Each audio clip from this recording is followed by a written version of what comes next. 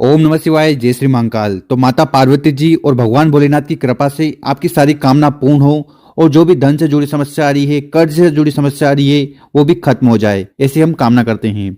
देखिए, गुरु जी कहते हैं कि अगर आपकी ऐसी कोई मन की कामना है, इच्छा है जो कई दिनों से पूर्ण नहीं हो रही ना, तो उसके लिए आपको इस प्रकार से 3 सामग्री लेनी है और विशेष रूप से शिवलिंग पर जाकर समर्पित कर देनी है।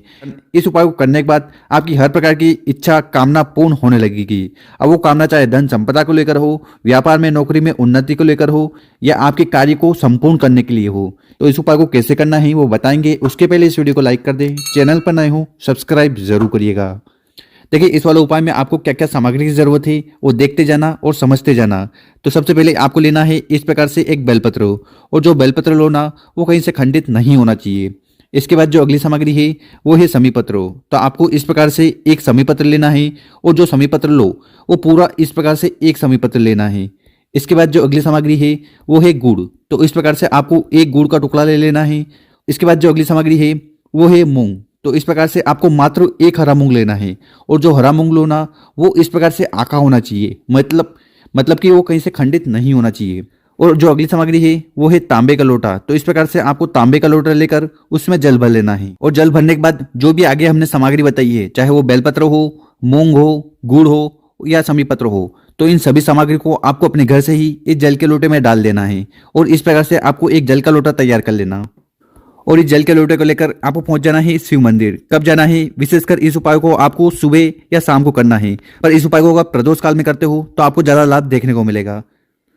तो इस वाले उपाय में आपको करना क्या है कि आपके पास जो जल का लोटा है ना उसको उठाना है, और धीरे धीरे कर कर आपको पूरा का पूरा जल शिवलिंग के ऊपर समर्पित कर देना है। ओम नमः शिवाय श्री शिवा नमस्तुभ्यम का स्मरण करते हुए, और यहाँ पर जल चढ़ाओगे तो जल बहता हुआ जलाधारी की तरफ से नीचे आएगा। तो यहाँ पर अपना सीधा वाला हाथ रख लेना है, जल इकट्ठा कर कर उसको अपने कंठ पर लगाना है, मस्तक पर लगाना है तथा नैनों पर लगाना है।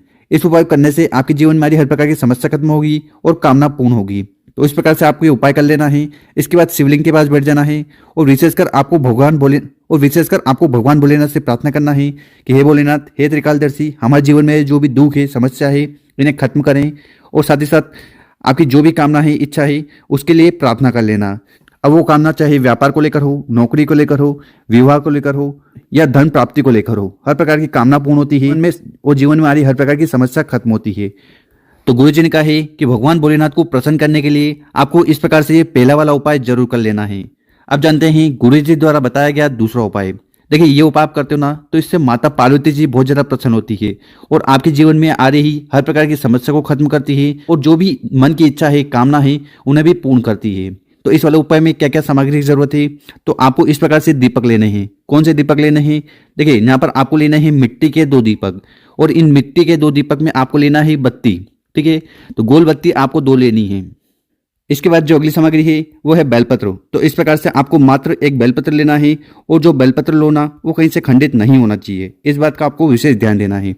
और आखिरी में आपको इस प्रकार से एक तांबे का लोटा लेना है, और उस तांबे के लोटे में आपको अपने घर से जल भर लेना है, और फिर इन सामग्री को लेकर आपको पहुंच जाना है बेलपत्र के पेड़ के नीचे। देखिए, गुरुजी जानकारी देते हैं कि अगर आप विशेषकर शाम के समय बेलपत्र के पेड़ के नीचे जाते हो, तो वहां पर शाम के समय बेलपत्र के पेड़ के नीचे माता पार्वती जी विराजमान होती है, वहां पर उनका स्थान होता है। और शाम के समय माता पार्वती जी के नाम से जो भी उपाय करते हो तो इससे माता पार्वती जी और भगवान भोलेनाथ बहुत ज्यादा प्रसन्न होते हैं। तो इस वाले उपाय में करना क्या है कि आपके पास जो दीपक है उसको उठाना है, और उसको बेलपत्र के पेड़ के नीचे समर्पित कर देना है, रख देना है। रख दिया, इसके बाद इस दीपक को आपको जला देना है, और जलाते समय आपको ओम पार्वती नमः, ओम पार्वती नमः इस प्रकार से मंत्र का जाप कर लेना। और इसके बाद आपको क्या करना है कि बेलपत्र के पेड़ के नीचे जो भी कंकड़ हो उसको आपको मान लेना है शिव।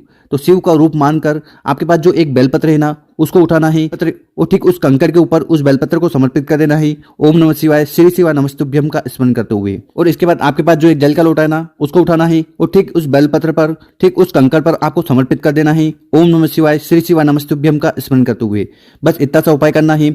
इस उपाय करने के बाद आपको वहां पर खड़े हो जाना है, और विशेषकर माता पार्वती जी और भगवान भोलेनाथ से प्रार्थना करना है कि हे भोलेनाथ, हमारे जीवन में जो भी दुख है, परेशानी है, समस्या है, उन्हें खत्म करें, और जो मेरी कामना है उन्हें पूर्ण करें। अब वो कामना व्यापार को लेकर, नौकरी को लेकर, बिजनेस को लेकर, धन को लेकर, संपदा को लेकर है, तो उसके लिए प्रार्थना कर लेना। या आपके जीवन में कर्ज से जुड़ी समस्या आ रही है, माता लक्ष्मी से जुड़ी समस्या आ रही है, तो उसके लिए भी आपको विशेषकर उपाय कर प्रार्थना कर लेना।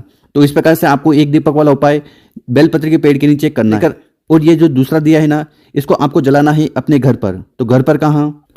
तो इस दीपक को आपको जलाना ही अपने घर के जो दरवाजा होता है ना, ठीक जिस दरवाजे से आप अपने घर में प्रवेश करते हो, तो ठीक वहां पर आपको इस साइड उस दीपक को रख देना है। रखने के बाद इस दीपक को आपको जला देना है और जलाते समय आपको माता पार्वती जी और लक्ष्मी जी से प्रार्थना करना है कि हमारे जीवन में जो भी दुख है, समस्या है, वो खत्म हो जाए। जो भी आर्थिक समस्या आ रही है, कर्ज से जुड़ी समस्या आ रही है, उन्हें भी समाप्त करें। तो ऐसा आपको निवेदन कर लेना है और ये विशेष तरीके से 2 दीपक वाला उपाय कर लेना है। गुरु जी ने कहा है कि जो भी व्यक्ति इस प्रकार से 2 दीपक जला देता है ना, तो इससे भगवान भोलेनाथ और माता पार्वती जी की कृपा से उस व्यक्ति की सारी कामना पूर्ण होती है और जीवन में आ रहा हर प्रकार की समस्या और दुख खत्म होती है। तो गुरु जी द्वारा बताया गया बहुत ही अचूक और विशेष उपाय है, कर जरूर देखिएगा।